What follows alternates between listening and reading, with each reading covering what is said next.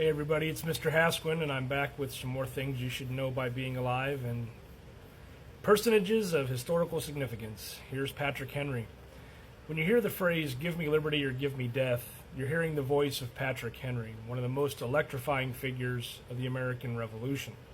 Now, Patrick was born in 1736 in Colonial Virginia, but Patrick Henry wasn't a polished aristocrat or a polished intellectual like some of his peers, but he was one of the greatest orators in American history. His speeches could light a fire in the hearts of colonists, and that's exactly what he did in 1775 when he delivered his legendary address to the Virginia Convention, urging his fellow Virginians to take up arms against British tyranny. That speech wasn't just a performance, it was a call to action. It helped push Virginia, one of the largest and most powerful colonies, to join the revolution. He had no patience for half measures or for those who believed reconciliation with Britain was still possible. But Patrick Henry's influence goes well beyond that one quote.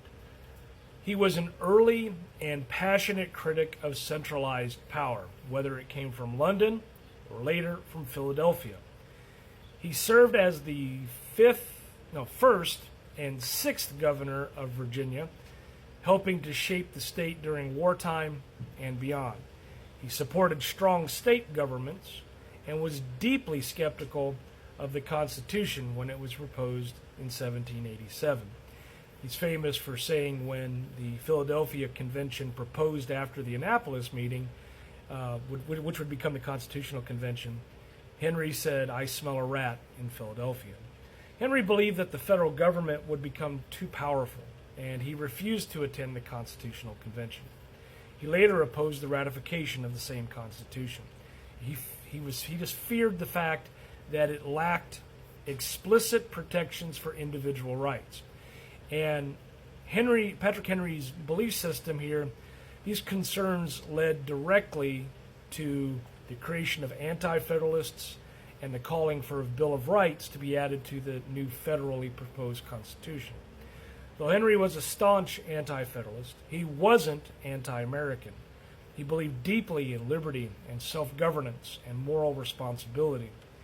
Interestingly, near the end of his life, he began to support the new government once it was in place, showing that while he feared tyranny, he also respected the will of the people.